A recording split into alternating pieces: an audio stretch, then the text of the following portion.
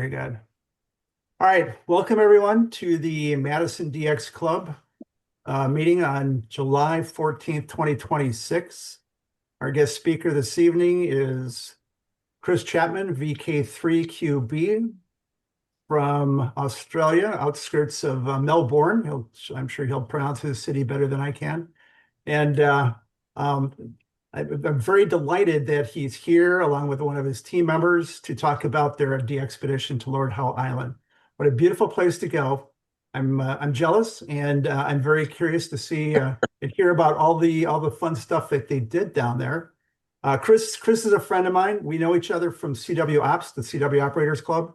We're both CW advisors, teaching Morse code to those who don't know Morse code or those who want to improve on Morse code. And Chris is from the CW world. Chris has just created his own ecosystem in Australia where it goes beyond the CW Academy and it goes into full-on mentorship and encouragement of operating the CW mode in that part of the world. And some big hats and big credits and big applause for all that he does down there. But it's been a pleasure getting to know Chris over the years and working with him. So I'll leave it to that. Chris, I'm going to turn it over to you, and please take over and enjoy the meeting.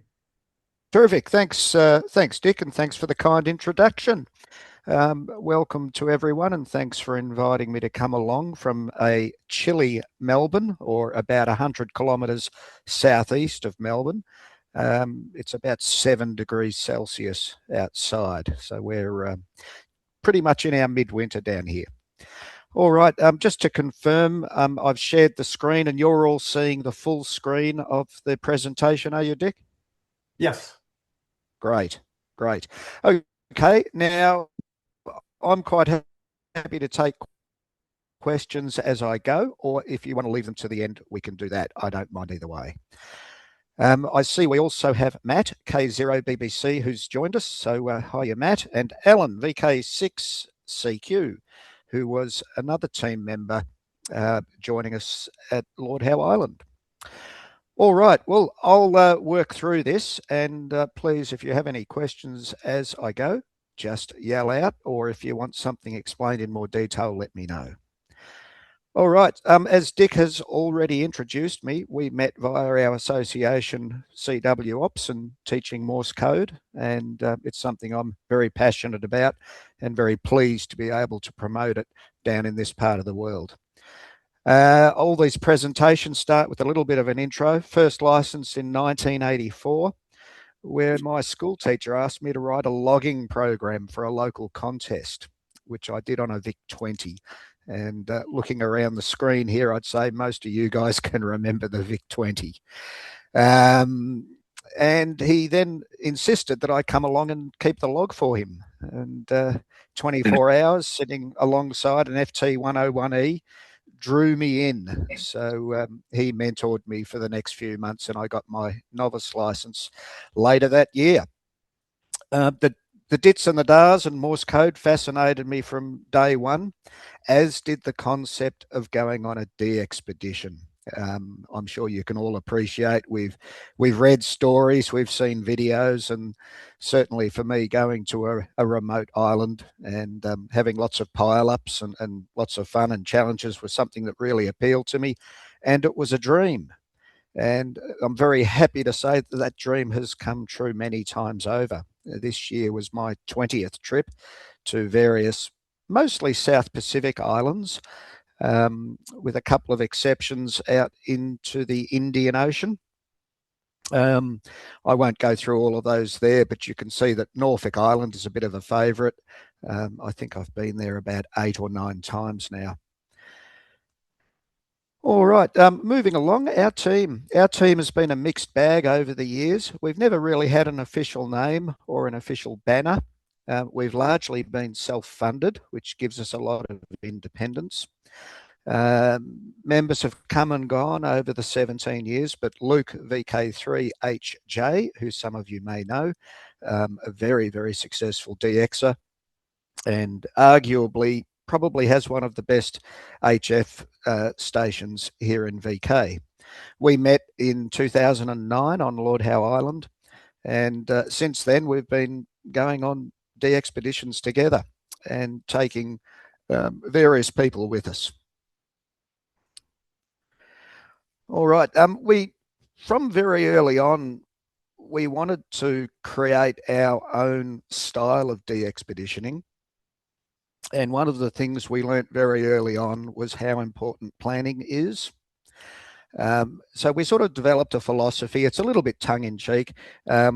We plan with military precision and we operate with holiday abandon. We've found over the years that most things can be resolved once you get there if you have planned properly. So we put a lot of effort into planning, preparing, identifying risks, managing risks. But above all, we want to have fun.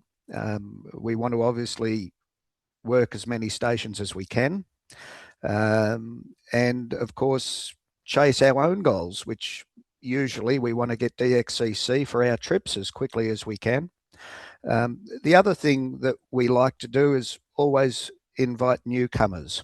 And we're really quite proud of the fact that over the years, we've probably had at least half a dozen, maybe more, people join us, and it's been their first and possibly only opportunity to go on a DXpedition. What else have I got there?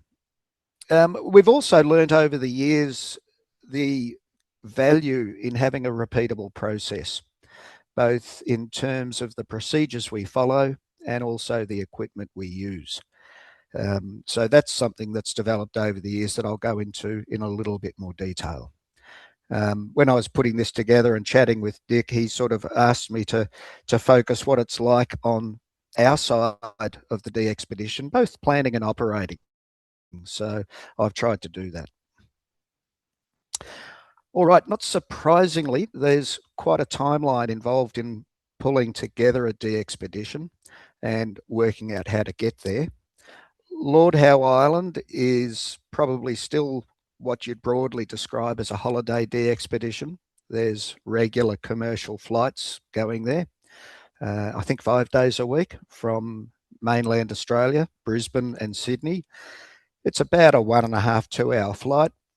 And traditionally, when DXpeditions go to Lord Howe Island, they travel on the Dash 8 aircraft, which you can see in the background there. Fairly small aircraft, and most people ship their equipment in advance.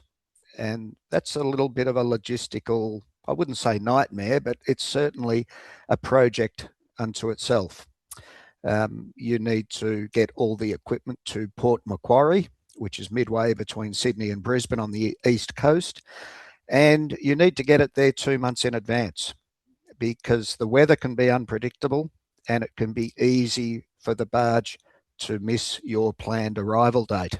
And then you've got to wait for the next barge. So realistically, it means any gear you're sending there, if it's personal gear, you're going to be without it for 4 months, maybe 5 months. There's a lot more logistical planning and, of course, a lot more cost. So this time, and I think probably a first for getting to Lord Howe Island, we had 3 stations and all of it came with us on the Dash 8 aircraft. One of the things that we found once we got into the planning is that, and it was a little bit of a gotcha moment. These Dash 8 aircraft still allow you to take 23 kilograms, which is the standard suitcase weight and size for those of us traveling domestically and internationally. But the difference with the Dash 8 is it's one 14 kilo bag and one 9 kilo bag. So that completely changes the way you pack and plan your packing. Now, the next question, of course, is, well, if I'm taking 23 kilos, why do I have to split it into 2 bags?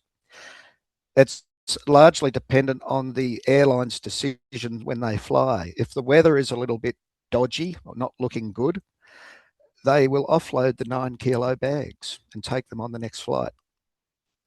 So when we were planning, we needed to make sure all the critical gear, the must-have gear, was in those 14 kilo suitcases. Project planning, as you can see there, we started the planning for this DXpedition a good 6 months ago, or 6 months prior to the trip. There's a lot of stuff that needs to be planned and needs to come together to make a trip like this successful. And one of the things, again, we've found, and I'll go through them, is having standard procedures, forms, and templates really helps with that process. One of the things that we've done from day one is we have regular Zoom meetings with the team, and we go over progress, we assign roles and responsibilities, and of course we keep everyone informed as to how the planning is going. One of the other things we've found, and some of you may have heard, that it isn't always smooth sailing, as I'm sure you can appreciate, especially if it's a small island or a remote island. Getting together with a dozen other people can be fraught when it comes to personal relationships, expectations, what people think they're going to be able to do on a DXpedition. For example, some people might plan on going in a contest, and that may not have been what the team leadership had anticipated. Other people may think there's going to be a rigid schedule of operation, and others are treating it more like a combination holiday DXpedition. So one of the things we do is we ensure that we're listening to the whole team from day one, and we're sharing the expectations. And I've heard of some teams where, as an example, they worked on 5-hour shifts, 5 hours on, 5 hours off, which is very, very demanding and very tiring. And I could imagine after a few days, it'd be more like hard work than fun. At least if we're going to stick to shifts, let's make them 8 hours, giving you time to get some proper sleep, some proper recreation, and some proper on-air time. I'll talk a little bit more about how we've worked our scheduling on this trip. The team, 7 of us. We haven't had such a big team for quite a while. All VKs, with the exception of Matt from South Dakota. Matt first joined us, I think it was 2018 or 19 on Norfolk Island, and has since come to Vanuatu with our team, and now to Lord Howe, and it's been fantastic to have that relationship and friendship with Matt. Right, I mentioned some of our forms and templates. Very early on, Luke and I felt that the idea of a team agreement would be appropriate. And it's all those things that I've mentioned before. And typically where there's the potential for confusion or conflict or misunderstanding. So we look to get all this stuff written down as quickly as possible, as early as possible, and make sure everyone is across it. And we've developed this team agreement over the years. It covers off things like the scope of the DXpedition, what sort of bands will operate, the modes will operate, even down to if people want to use their own call signs for POTA or SOTA activations. We cover off financials, anything to do with roles and responsibilities. Insurance is another big one. We've built an insurance policy into our team agreement, as well as budget and cost sharing. So all these things are going on in the background and aren't necessarily directly associated with getting you guys in the log, but they are very important to the success of the trip as a whole. Just getting rid of my phone there. So that's the team agreement. And then I mentioned we have a number of spreadsheets, templates, and forms. I won't go into these in too much detail, other than to say, we have a template we use just to track the prerequisites and the various activities that team members need to do. Makes it nice and easy to see what's going on and where we are with various activities. The next one is a planning sheet, a traditional sort of project planning, very, very, very simple, but enables us to see all the tasks we have to work through and the status of those tasks. The next one, these used to be very large and complex. Our inventory list, absolutely critical. We went to Norfolk Island some years ago, and I'm sure you can appreciate when setting up antennas or working around the site, having a couple of handhelds is really handy for communication between the team. And we hadn't really put handhelds on the list, and we just assumed everyone was bringing one. We only had one handheld across the team, which ended up really being very useful. So it's critically important to have these lists. The other thing it enables us to do is plan our freight and our packing. And as you can see there, at this stage, the stuff I was taking was weighing just shy of 32 kilos. So clearly, when I got to Sydney, we needed to reallocate that across some of the other suitcases. Moving along, the holiday bit, we've spoken about the planning bit of the process, onto the execution. I call it the holiday bit with a smiley face. We've always had a culture and an expectation that everyone is going along primarily to get on air and get QSOs in the log, and to be part of a team, but also to get out and see the local attractions, perhaps do some tourist activities. So in terms of execution, obviously travel day, as I'm sure you can all appreciate, your country is a lot like ours. It's very big. Getting from one side to the other takes time. In my case, I've got a 2-hour car drive to get to the airport. And then it's by the time you go through the airport for a 1-hour flight to Sydney, that's added another 3 hours.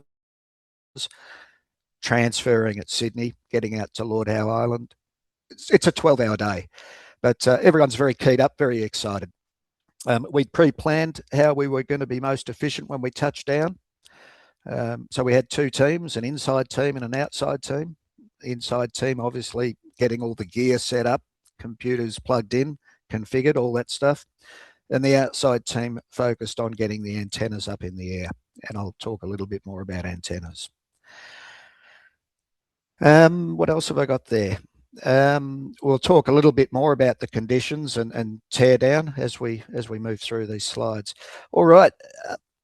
I spoke about our philosophy earlier.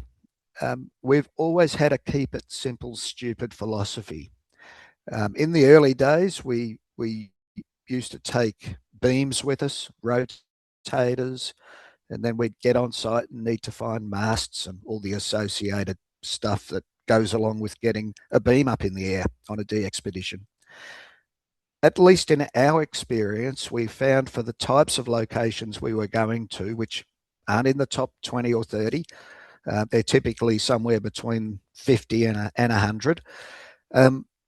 It just wasn't worth the time, effort, or cost to take a beam. It's very expensive in terms of freight. You spend a lot of time setting the beam up, and you end up spending a lot of time maintaining it and keeping it up in the air.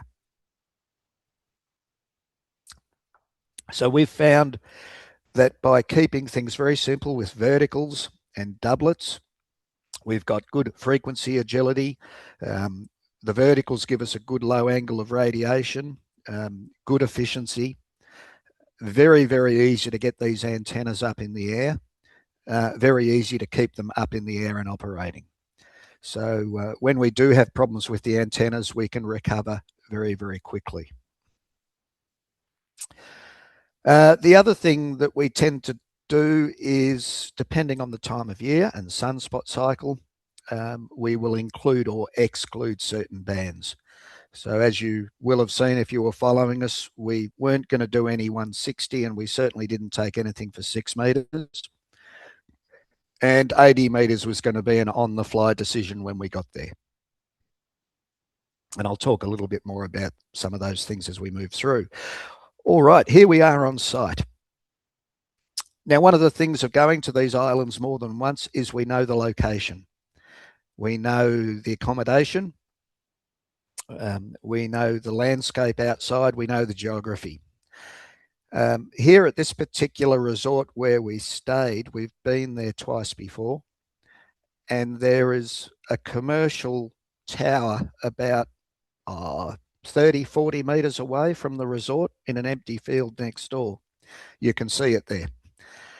It's no longer used, and they just haven't got around to taking it down. You'll see on that first photo, if you zoom in, there's a bit of wire running up, an insulator through that folded dipole on the left-hand side. Now, this is one of those you couldn't believe it would happen once, let alone twice. When we were there in 2018, we fired the rope anticipating it getting over those horizontal support bars to hold up the dipole, and the weight went through the center of that folded dipole. You just wouldn't believe it. Well, 2026, exactly the same thing happened. Absolutely unbelievable. Thankfully, good solid dipole. It held up the our 40-meter doublet very well, so no problem there. The next question that we get asked, you're hearing me okay, Dick? Yep, I hear you. I don't know where good. the interference is coming from, but yep, okay. The next question we get asked is, how do we get the antenna up into either the trees on Norfolk Island or onto this tower on Lord Howe? We've got something that's, I don't know what you guys call it. It's an arborist's tool in Australia, and it's used by guys to get up into trees to cut down branches and all that sort of stuff. A very large slingshot. Couple of times when we didn't have them as checked baggage or going through security, we were asked questions, but they seem to go through pretty smoothly now. You can see there it's quite a large slingshot, and it fires a small lead shot filled bag. We could probably get it up about 60, 70 feet at least, maybe even higher. I tried a couple of times there on the right, and I just couldn't get enough tension on the bands. So Luke and I ended up sharing the load and got it straight up there. Now, one of the things with this particular unit, as you buy them, it comes with a 2-meter high pole. That's a real problem for shipping. So I had a friend make us a collapsible pole. That pole collapses down into 4 pieces, each of them about 50 centimeters long. So fits nicely into a suitcase. And that's another criteria. All our gear needs to fit into suitcases. Moving along, the other antenna was the DX Commander Expedition model. I'm sure you all know of Callum and DX Commander and how popular his antennas have been. A couple of the team members are running the DXpeditions at home, and we've taken this with us now to Vanuatu, Norfolk Island, and now Lord Howe.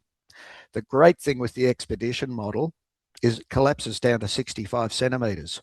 So again, it fits in a standard suitcase. So the great thing with this setup, we've got a 40-meter doublet. We've got a vertical that goes from 40 to 10. It all fits in a standard suitcase. Nice and easy for freight, nice and easy for logistics. 32 ground radials. And Matt brought some RG8 coax with him from your side of the world. The other thing that we've learned over the years is overload. And you guys that are contesters will appreciate this. When you've got more than one station co-located, interference is a big issue. And it's something that is built into our team agreement, incidentally. We all agree that if we're interfering with one another, we'll work collectively to try to resolve that. Now, if that means winding down the power, choosing a different band, or maybe one of the guys going to have a lie down or going out for a ride on a bike or something, because there's no point with 2 stations if they're interfering with one another. We've found over the years we take external filters. That certainly helps. one of the biggest things that has helped is physical antenna separation and different polarization. It's quite remarkable what a difference that makes. So we've found that if we can get the DX commander 50, 80, 100 meters away from the doublet, that greatly reduces interstation interference and overload. The other thing, as I mentioned earlier with these antennas, is they're very, very easy to maintain. First of all, it doesn't take long to get them up in the air. So typically, Alan, VK3QB, he's on the air within 20 or 30 minutes of arrival wherever we go with his IC 7000 and short vertical. And we've got the other stations up typically within an hour, hour and a half. So we hit the ground running. We had one particular night, a terrible storm came through and it brought down the DX commander. But Olgierd and Branton were able to get it back up in the air in about 15, 20 minutes, and they put on an extra set of guy wires there. Right, moving along to the radios. We've spoken about the antennas and getting there. The radios. This is a first for us, major sponsorship. We've never really done sponsorship before. Callum helped us out when we bought the DX Commander off him about 4 or 5 years ago now. And a bit of a circuitous route to get to the relationship with Flex, but we got there and they were absolutely fantastic. They loaned us 2 of the Flex Aurora 520s, M's that came off Sable Island. So that's the history to these 2 radios. And Matt and his wife Val were able to bring them out with them when they flew out to Sydney. So that also helped us in keeping our freight costs down. That's extremely small text. What was I going to say about that? Well, as per the advertising from Flex, these things are everything they say. In our weight, 8.5 kilograms. I think that's what, about 18 pounds, something like that. You got everything in one box: a 500 watt transmitter, a power supply, 7 pole filters. Most would argue if it's not the best pan adapter, it's one of the best pan adapters out there, and a really, really good SDR. So we've got all that in one box, 8.5 kilos. Previously, I mean, you'd be taking an HF radio, a power supply, all of those filters with us, an amplifier, probably about 2.5, close to 3 times the weight, and spread over 2 complete suitcases.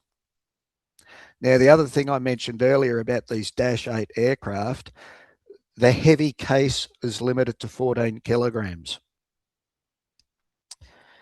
Here, we've got the whole radio station without coax and antennas, of course, in one case. And it came in at 13.8 kilos. So it was the weight of the case, a little bit of packing material, and the radio. So from a planning perspective, logistics and freight, we couldn't rate the Flex Aurora more highly. It reduced our logistics, our freight costs. It meant that we could take the radios with us as opposed to have to ship everything 2 months in advance. A real game changer for going to remote islands. Chris, don't forget to mention, Chris, all the cabling we left behind. That's right. Thanks, Matt. I mean, my goodness, the cabling that we used to do, like we went to Vanuatu, between a radio, a tuner, and an amplifier, and a 12-volt power supply, was just a mess compared to this. Was literally, you know, three cables to get going, add a ear, a headphone, and a mic, and you were ready to go. Yes, thanks, Matt. That's another thing. You know, you get there and you get all the gear out and you set it up on the desk, and then you go to the bag that's got the cables in it. and you have to, have I brought everything? Did I remember everything? And that was something we used to have on our inventory spreadsheet, every single cable that's required. And you think about these flex, you've got as Matt said, you've got your power cable to plug into the wall. And the great thing was 120 volts your side of the world, 240 over here. It just plugged in and worked. Didn't need cables to go between amplifiers and radios. There was just a LAN cable coming out the back going to the computer, or to a router to the computer, a paddle and a headset.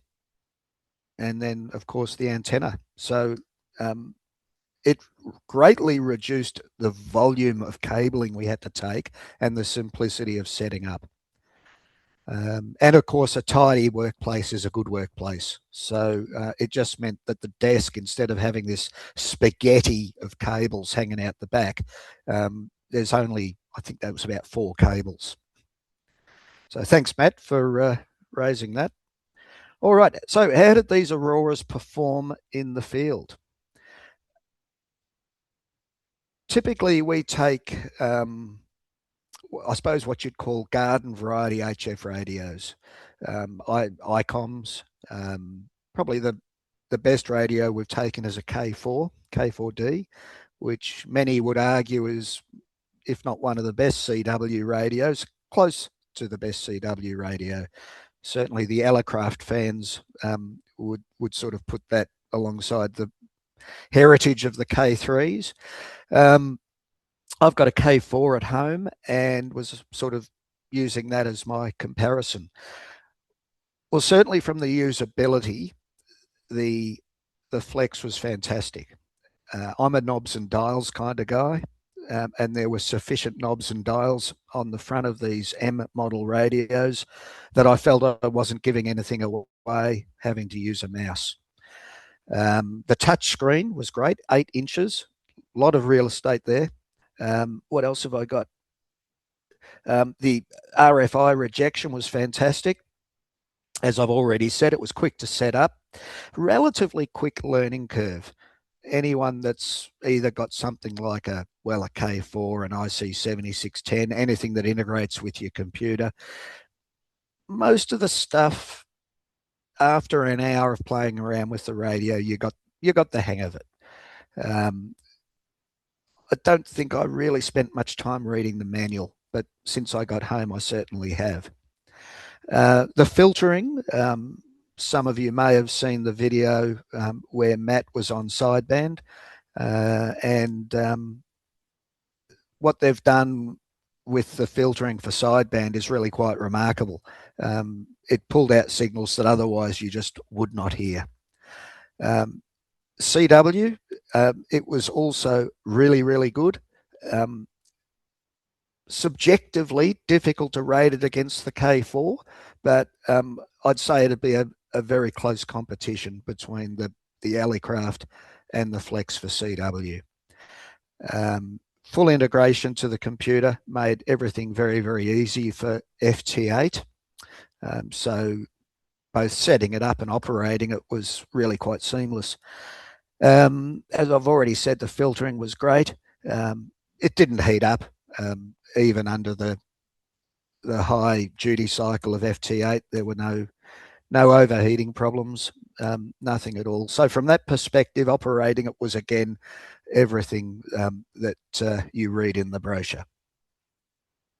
And look, the last point, as I've said there, we couldn't have taken all the gear on the aircraft if we didn't have those auroras.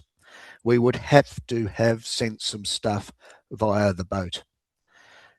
So a real game changer, enabling teams like ours to get to some of the smaller islands with smaller aircraft and the freight limitations that they impose on us. I did a rough estimate. It was about 120 kilograms of gear. That's all up. 3 stations, antennas, loads of feed line. We always take more feed line than we need because you never know what might happen when you get there. Trees could be down. There was some building material in one of the areas. We had to go around that. We had planned to set up on a field behind the resort. As it turned out, that field had cows in it, and you can't really go putting antennas in the middle of a field where there's cows. So we had to find another location. So it's always good to have more than you need when it comes to feed line and have plenty of backup stuff. Alan looks after the toolkit, and I think in all the years Alan's been looking after the toolkit, we've never wanted for anything. Everything has always been there. Right, so that's the antennas and the radios, and as I said, couldn't really fault the Flex. Really good radio. I've brought one home with me, so it'll be great for our future trips. On to the stats, and I'll talk a little bit about the conditions we had as well. Generally speaking, when we go on these trips to the South Pacific Islands, some of our busiest times are overnight, from 8-9 p.m. local time until sunrise. I don't know how many of you were on air or tracking conditions in that first half of June, but it was probably the worst DXpedition I've ever been on in terms of the solar weather.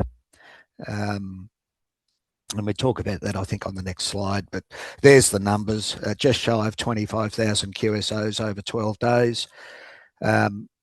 Obviously, most of it, as is commonplace these days, on FT8. Matt was our primary sideband operator. Do you just want to talk very briefly about that experience, Matt? If I can find the find the mute button, I was just going to say, having one X class flare and 5 M class flares while we were on the island wasn't very pleasant. There's also at nighttime, even though it was winter, we still would have thunderstorms and such closer to the equator that would sometimes make some of the low band, sideband a little challenging in the ears. A little fun one there, that's not a typo. 60 meter or 30 meter phone is legal in Australia.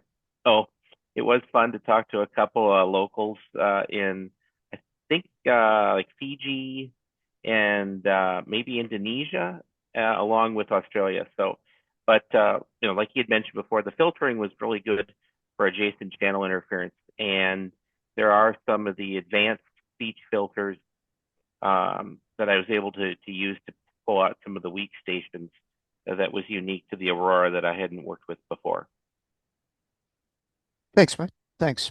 One of the other observations, on pretty much every trip, I'm a night owl, and I'll get on air at about 10 or 11 p.m. local and go through till just before sunrise the next day so that I can get to bed while it's still dark.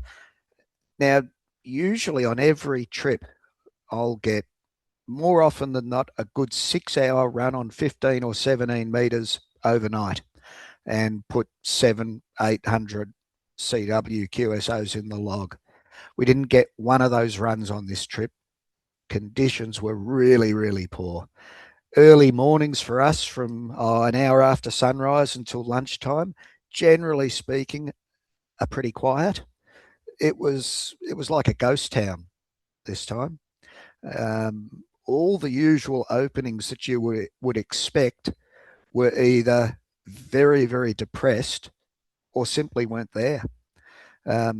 So it's hard to say, but had we not had those CMEs and flares, I would have thought we could have added another at least 10 to 15,000 QSOs to that count. The other thing, live stream, that was a first for us, and thanks to Matt, who did all the work behind the scenes in the 2 or 3 months leading up to the trip, got live stream set up, and that was both a lot of fun and also hopefully very, very useful for those following us, both to be able to see if you've got the QSO in the log, but also see who we were working, so where real-time propagation was and what bands we were on. All right, the daily grind of being on a DXpedition on a stunning South Pacific island. Couple of things that Dick asked me to talk about was our operating philosophies and what we did with QRP. Well, this time we did very little with QRP because it was hard enough with QRO. So we didn't wind back to 5 watts, I don't think, certainly not on CW. But we did have that award there, the 1,000 miles per watt award, and very pleased to report that Dick N9EE won that award. I think it was 5 watts from either your home QDH, was it, Dick, or where were you? Yep, 5 watts from, well, that's a surprise. That's awesome to win that. Yeah, Yeah, that's terrific. That's great. So, yeah, 5 fantastic watts result. was 5 watts to an end-fed wire. Yeah. Well, that's fantastic outcome. And it's one of the things we always try to focus on is listening for the QRP stations. So we've always had a sort of a little bit of an unwritten policy. Top of the hour, we listen for QRP. And whenever we hear a QRP station signing QRP, we ask everyone else to sort of stand by, and we aim to get those QRP stations in the log. This time, again, I think close to a first for us, we had 7 operators and 5 wives. So a very different dynamic for what is usually just a blokes only DXpedition. And we put in place a daily happy hour, which was a great time for us all to get together. Even if it was only for 15, 20 minutes, if the bands were open, we wanted to keep those radios going. But a good time to exchange information, talk about how conditions were going, and just get feedback from the team as a whole as to how everything was working. When people weren't on air, it was great, as you see from some of the photos. And if you're following us on social media, a few of us went up in a small Cessna plane and flew around the island and down to Bull's Pyramid. A number of us went out in a glass-bottom boat, and there's Matt doing some snorkeling. A really, really unique environment. So that was good. I touched on scheduling earlier. We've never run a formal schedule. We've always found that we can keep the QSO rates up, and we don't sort of force people into a slot of operation. We've always had a culture that if conditions are great and the pile-ups are ramping away and someone is getting a bit tired, they can put their hand up and say, hey, can someone take over? And someone's always there to take over. Equally so, if someone's having a great run and they've been at the paddle or the computer for a few hours, someone can give them a tap on the shoulder and take over. So just a little bit around our culture on scheduling an operator. I touched on how poor conditions were. The bottom right-hand side there, you can see June the 4th, we had a horrible electrical storm come through. That brought down one of the antennas and also had us off air for some hours with lightning in the area. You can see just how poor conditions were from that report there, or that I'm sure you've all seen that ionospheric report. All the poor and fair statuses on the bands. And we had we have an ionosonde on Norfolk Island, which is only about 700k away. And it was very, very common to see the MUF at only 5, 6, 7 megahertz. So the conditions were really, really poor. We got a number of messages while we were there. Why aren't you on 6 meters? 6 meters is open. It's going great guns. We checked regularly, and we knew this would be the case from previous experience in winter. A lot of activity in the Northern Hemisphere, absolutely nothing in the Southern Hemisphere. It's winter down here. I think we only saw a few spots coming into the very northern part of Australia. And again, having to take a 6 meter beam and everything that's tied up with that would be a lot of effort, a lot of extra cost for freight, for very small return. Okay, also, what happens when you get two ARRL card checkers together on a remote island? They bring some cards for checking. So Matt had Luke sign off a couple of his cards and vice versa. So that's happened, I think, on all three trips that Matt's joined us. It's a Luke tradition and Matt now. exchange cards, and it's a tradition, that's right. Right, a little bit about Lord Howe Island for those of you that aren't familiar with it. It's 700 kilometres off the coast of the eastern side of Australia, midway between Brisbane and Sydney. It's subtropical. It's a fairly small island. It's only about 4 kilometres long. At its widest, it's about 1 kilometre wide. It forms part of the section coming up from New Zealand, mostly volcanic and going back millions of years. It's a stunning location for a DXpedition. It's a World Heritage listed island, so making it or subjected to very good environmental standards. You can only have 400 tourists on the island at any one time, and there's 350 permanent residents. Nearly all of them, obviously, in tourism. It has the world's tallest sea stack, which you're seeing a photo of there that I took from the Cessna. It's about 550, 560 metres high. Very, very unique. And in fact, a fellow radio amateur, Dick Smith, VK2DIK, scaled it with a team quite some years ago that led to the discovery of a stick insect that was previously understood to be extinct. So that was quite a find, and that stick insect has been taken to a zoo on the mainland. They've successfully had them breed, and they're going to be released back into the wild on Lord Howe Island. Now all the rats have been eradicated. So that's just a little bit about the importance of Lord Howe Island. I think something like 300 species of fish, 90 species of coral, and the natural beauty is absolutely stunning. You can see there's Bull's Pyramid, the island looking from the east, Mount Lichberg and Mount Gower in the background. They're about 800 metres above sea level. Both of them are Sota peaks, as is Bull's Pyramid, but I can't see anyone activating Bull's Pyramid anytime soon. That would be, aside from the paperwork to be able to scale it, that would be quite a physical challenge. You can see on that rightmost photo the lagoon on the far side. That's where we went swimming, snorkeling. And of course, we get to the unpopular bit, packing up and going home. One of the good things with our configuration, if you like, is we can operate up until about 3 hours before we need to be at the airport. And then everything comes down very, very quickly, gets packed away very quickly. So that's another really good advantage of the keep it simple philosophy that we operate. And then, of course, everyone gets back to their home location. We need to repatriate equipment. We need to pay any outstanding costs.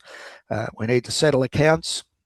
Inevitably, you want to unpack a lot of the antenna gear, the coax, make sure it's clean, not damaged, and repack it ready for the next trip. Design and organise the QSL cards. They arrived with Charles late last week, so they will be starting to go out this week, I would think. And we keep a lessons learned document. So we always aim to document anything we've learned out of our trips and make sure we apply that to future trips. And now we have sponsors. We've never really had them before. So many thanks to Flex. They were absolutely fantastic with their support and very, very reasonable with the terms and conditions around the support. And I think, you know, everyone that used the radio was very impressed with it. DX Commander, fantastic for our purposes. You know, a 40 through 10 metre vertical with 32 radials, and it all fits in a suitcase. DX Marathon, thanks to them, they started a bit of a fundraiser, and raised some money for us that helped offset some of our costs, and Radio Sport, who sent along one of their headsets. So thanks to the sponsors. And I'll close with what we ended up using for our QSL card artwork. Brenton, VK5BJ, captured this wonderful photo, I'm sure you'll agree, with a fantastic rainbow there with Mounts Lichberg and Mount Gower in the background. And on the rear, a photo taken from the air, looking back from Bull's Pyramid to Lord Howe Island, about 25 kilometres away. Right, that finishes up the slides. I probably went a little bit longer than intended, but back to you, Dick. All good, Chris. I mean, exceptionally good. You had a beautiful presentation there. Go back to that last slide there with the QSL card. While you're doing that, it was so interesting to learn about the island as well as about the DXpedition and what made it kind of a special place to go and, you know, have a very fun and holiday style DXpedition. No, the next slide, the one, yeah. So my question is, that is Lord Howe Island off into the background, correct? Yeah, that's right. Okay. So as I was looking at that chart that you showed the various band allocation, I was starting to think about the geography behind all that. What were the favored directions, and what directions were you unable to work? We're at the opposite end of the island, so we weren't in the, call it the RF shadow of those mountains. We were probably 2.5 K away at least. Okay. When the conditions favoured it, we had regular good paths into North America, Europe when it was open, and of course Japan. I mean, we always have openings. I mean, Japan's always there. It's our fallback. There's nothing but salt water between us and Japan. As always, from that part of the Pacific, South America, and the southern, well, really most of the African continent, are very difficult paths for us. So if I were to go to Club Log and look at the report on the geographies we've worked, you would probably see the bulk of it was North America, Europe, and Japan. All right, terrific. Well, thank you. Other questions, everyone? I have a couple of questions.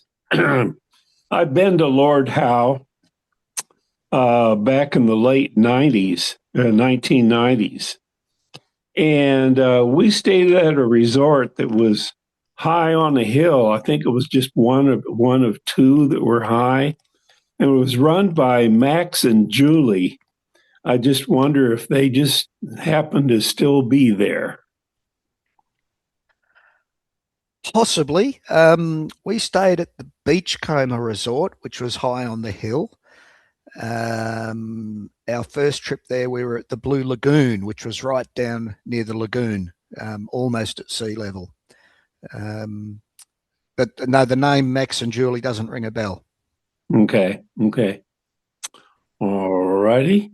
And on our DXpedition, they normally shut the power off at night. The whole island was out without power, but they left one generator going just so we could operate. Are they still power constrained at night?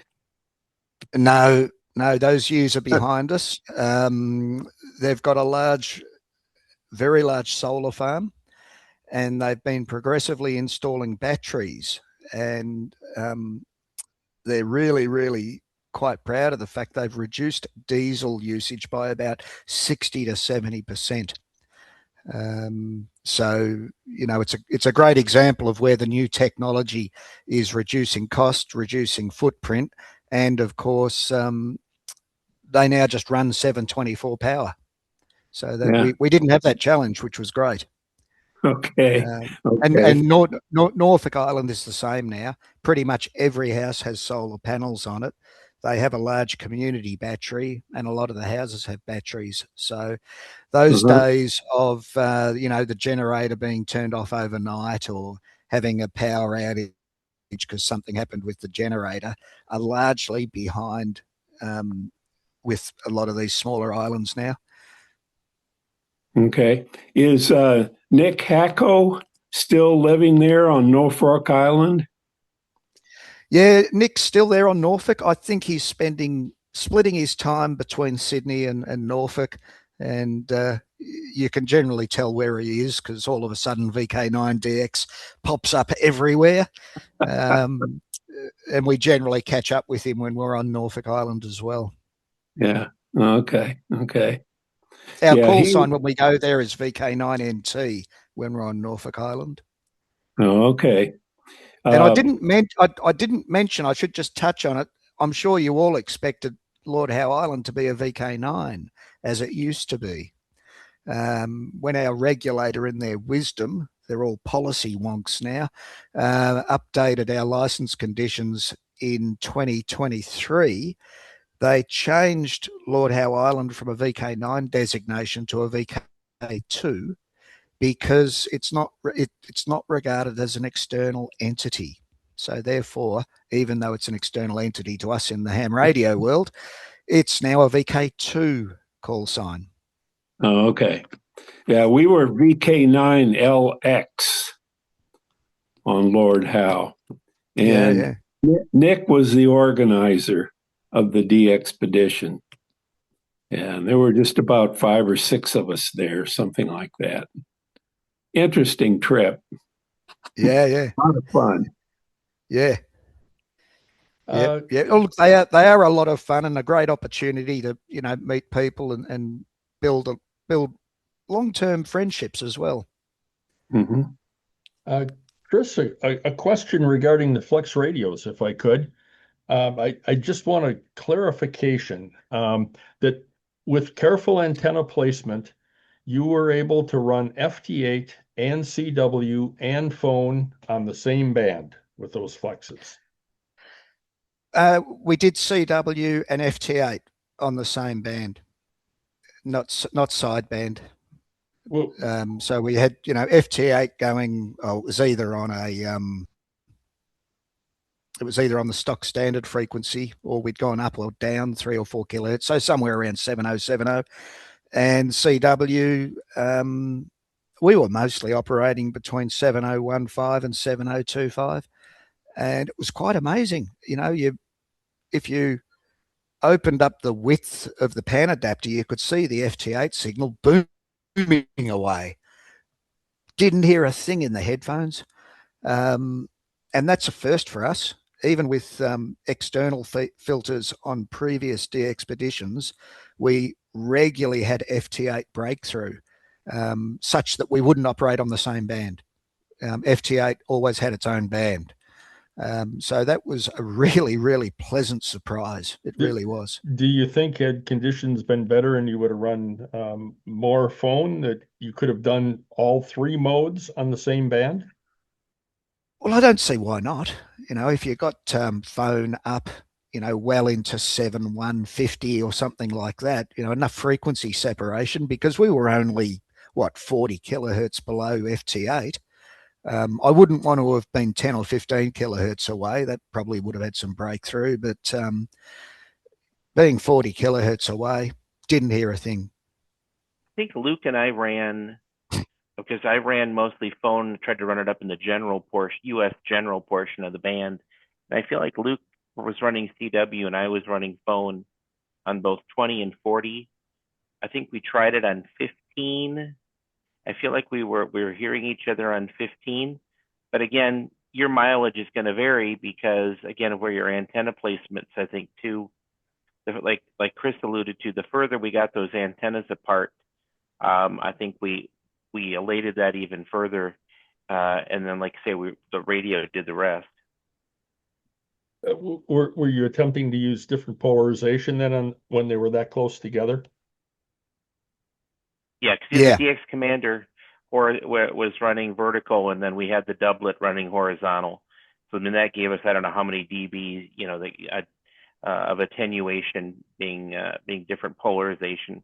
Yeah, I don't know if it would have worked so swimmingly with 2 vertical antennas or 2 horizontal right next to each other, but the combination these guys came up with that we tried on our Vanuatu trip, and now Lord Howe. We seem to have a pretty good combo with one horizontal and one vertical. Extraordinary. Good to know. Yeah. Look, we were a little bit skeptical. We took an extra set of filters, but we just didn't need them, Fred. Well, we just went through our field day here in the United States, where we all go out and interfere with one another in a small space. And to hear that, I've heard stories about how good the Flex is in a multi-radio environment, but I thank you for the confirmation of that. Yeah. And look, I think it would be fair to say, as Matt touched on, we've learned through experience that having opposing polarizations really does make a significant difference. Our doublets are always at least 15. The center is at least 12 to 15 meters off the ground. So we're getting it to a reasonable height for sort of 20 meters and above. Adequate height for 40 meters. And if the geography allows us, we always aim to put the vertical off the end towards off the ends of the doublet rather than where it's facing. So again, all these little things you put together, I think they accumulate to what for the most part enables us to coexist most of the time. Chris, you had mentioned that you were not on 160 or 6 meters, and I know from our correspondence that you were on 160 meters for some local QSOs. Could you go into that, as well as what did you use for an antenna, an inverted L? Or? Yeah, sure. Look, generally, when we plan to go on 160 meters, we want to do it properly. And Luke has a lot of experience with 160. I think he's one of the few VKs who's got DXCC on 160 meters. So typically, if we're going to operate 160, we'll have an inverted L with as many radials as we can as our transmit antenna. And we have two beverages, one pointing North America, one pointing Europe. So that's our normal operating mode when we're going to operate 160. We decided, given conditions and everything else that was going on, it was a conscious decision not to run 160. However, we get there and conditions were that poor on the higher bands, and I'd received a few emails from people. We thought, well, look, let's see what this 40-meter doublet can do. One of the advantages of a doublet with the open wire line, you can match it up on all sorts of frequencies. We were able to match it successfully on 160. So we put out some calls. I think we didn't do any voice. We only did FT8 and CW. I don't think we got a lot of QSOs in the log. We certainly made sure we were there at our sunset and sunrise. I think we only had 2 evenings where everything lined up for us. We got some JAs in the log, VK3QB, Indonesia, I think 1 or 2 Chinese stations. So it was what you would call a suboptimal 160 meter antenna, certainly for receive and certainly for transmit. I can't remember offhand if we got any North Americans in the log. Thank you very much.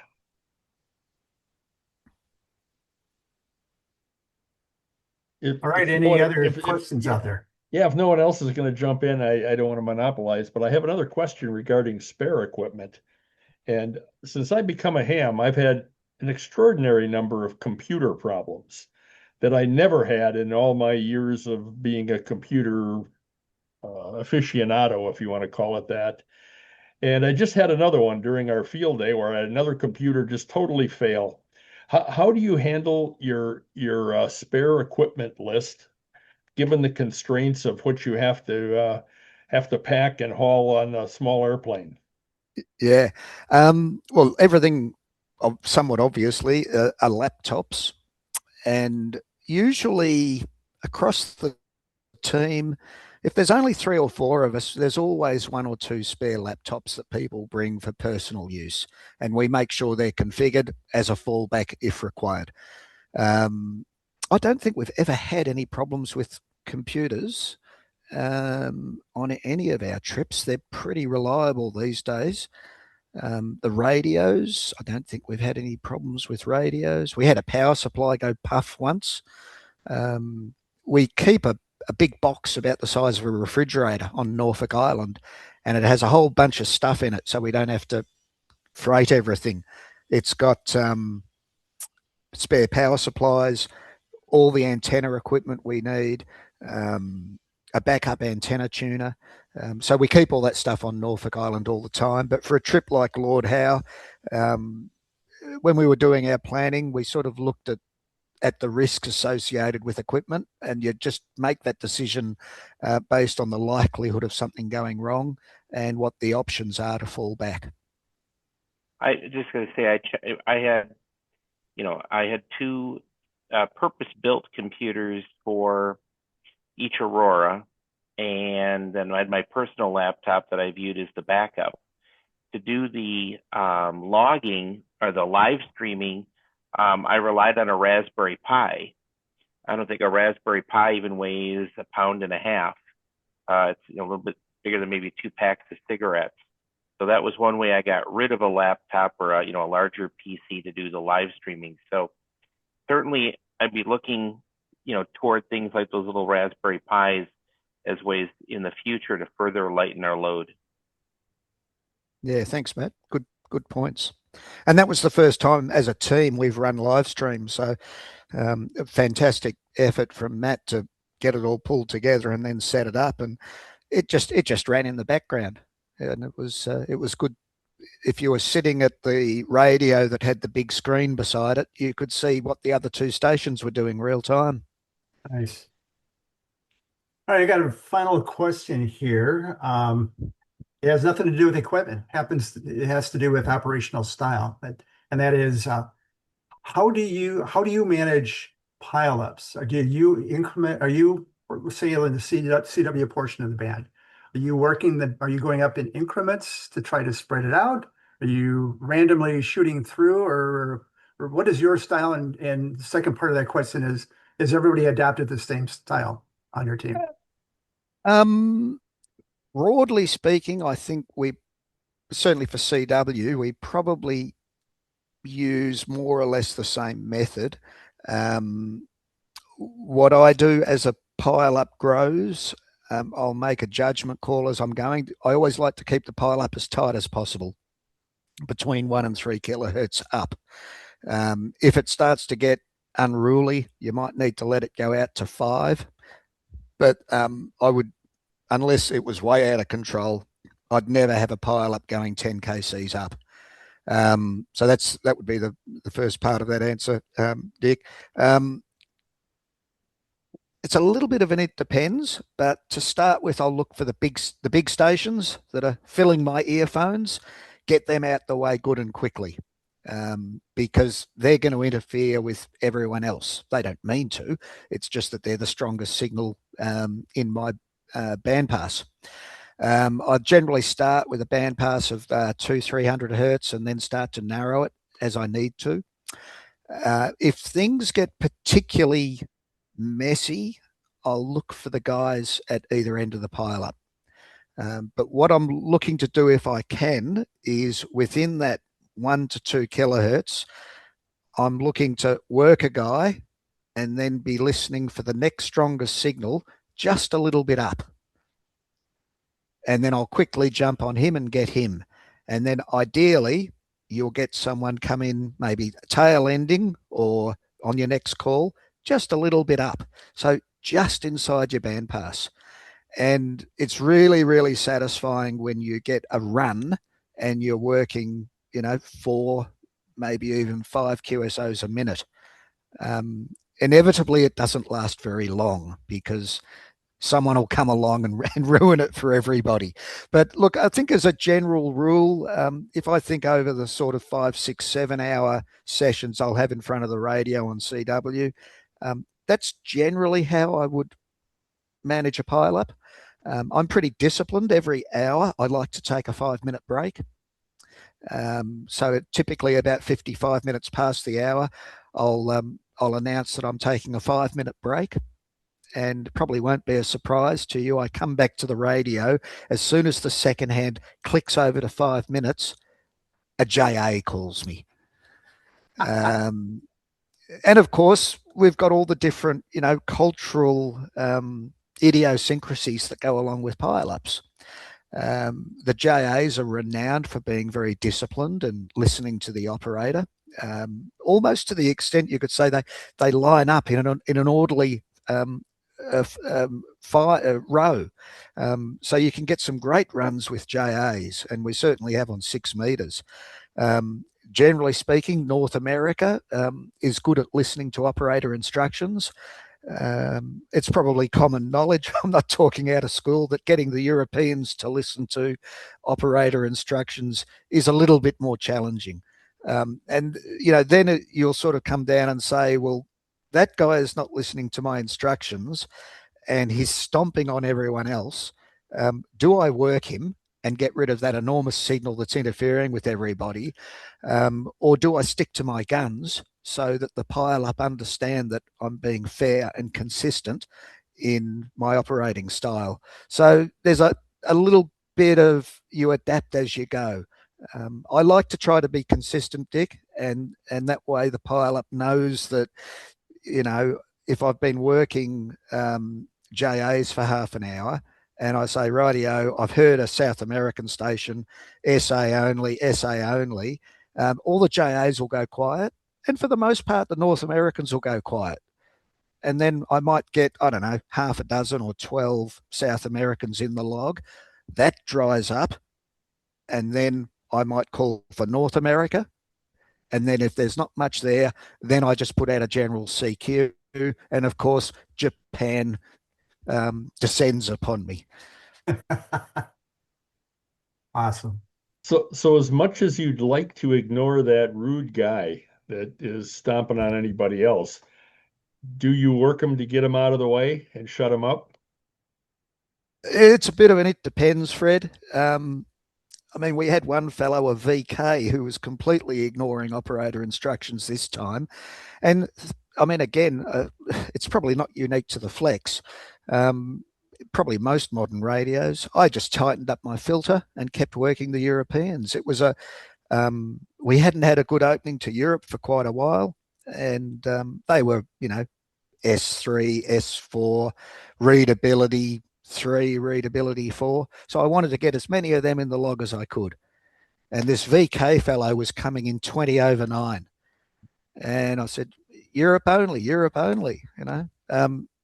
He gave up after 20 minutes. I could have worked him, but I chose to continue to focus on Europe. See, those guys are the guys that I work, but I don't log them. Oh, that's a good one. That's a good one. Yeah. There you go. Yeah. But we don't say that out loud, do we, Matt? No, this is among friends. Friends. So what I mean, like phone, I was most of the time was just running up 5. But like Chris was saying, I'll do an up, North America up 10, South America up 10. There sometimes I was hearing some really weird ones in there, and I'll say down 5. Like I got some Africans, Cape Verde and Sao Tome and Principe are pretty much the antipodes from Lord Howe. So, if I heard some things kind of coming in that direction, I would send them, down 5 or up 10 or whatever, and try to get some of those unique ones. And certainly right about this time now, because we're approaching our gray line here in the Midwest, this was the time of day that, like Chris was trying to say, would be our morning where we'd be listening for North America. And most mornings we didn't hear nothing on CW phone or even sometimes on the robot modes. Yeah. Interesting, Matt. Look, not too often that I hear somebody sending them down 5 instead of up 5. So it's pretty interesting. Yeah, that's a little trick as well, Dick. On occasion, if the pile up is really, really messy, I'll say down 1. Yeah. Because, as I'm sure you can appreciate on CW, we've got a lot of guys that are pressing buttons, and all they really know is their own call sign and 599. And then when you start giving more detailed instructions, even at, another thing, we tend not to go at 30, 35 words a minute. We find it's not very efficient. Charles tells us that we get very, very few busted calls. We keep our speeds between about 23 and 26, 27 words a minute. So hopefully most people who are chasing DXpeditions or contesters are very comfortable at that speed. Our efficiency goes up and our error rate drops.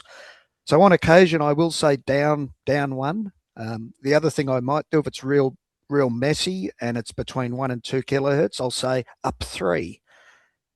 And I might only get 15 people who copied up 3, but I get 15 nice clear QSOs doing 4 or 5 QSOs a minute for 2 or 3 minutes. And then the pile up works out, I've gone up 3 and they come up there. But by the time they come up there, I've had a nice run, and then I can sort of work it until it gets too messy, and then I'll drop down to up 1. So it's been described as sort of like being in the water and the waves are coming at you, and you've got to modify your technique to the waves as they approach. Interesting. The other great thing is you're seeing propagation real time as the grey line marches across the Pacific. We'll see the stations where work go from Canada, North America, and then they come across to Japan, Asiatic Russia, and it continues along the way. And on some bands like 15, I'd work a Spanish station and the next one would be a Mexican station. Some of the bands were just really, really hot, and you get these fantastic openings that you couldn't predict. To give you an idea of how good these guys are CW ops, because I am not. I did most of the busted call work, and we got fewer than probably 100 busted call requests, and most of them were logging errors on FT8. The CW guys did yeoman's work on getting accurate calls down. Good to know. Very good. All right, you guys, thank you so much for spending, for your morning, our evening, with us, and an incredible DXpedition. Sounded like a lot of fun that you had. Conditions may not have been the best, but it sounds like it didn't stop your enjoyment of your DXpedition and all the planning and hard work that you put into it. And thanks for sharing all that with us. And we greatly appreciate it. So thank you. No, thanks for having us. Yeah. Thanks, Dick, and thanks everyone. I don't see you all, but we're hoping to get back to Norfolk Island towards the end of the year, so we'll get a message across to Dick, and I'm sure you'll share it with everyone. And thanks for the award. That was a nice surprise. Yeah. That's awesome. Yeah. So that'll be in the post in the next little while. All right. Very good. So, good work. Great work. All right. Well, thanks again. And everyone, hope to see you next month when we hear from George Allison on Under the Hood of the Everyone have a great week. Thanks, Dick. Thanks, everyone.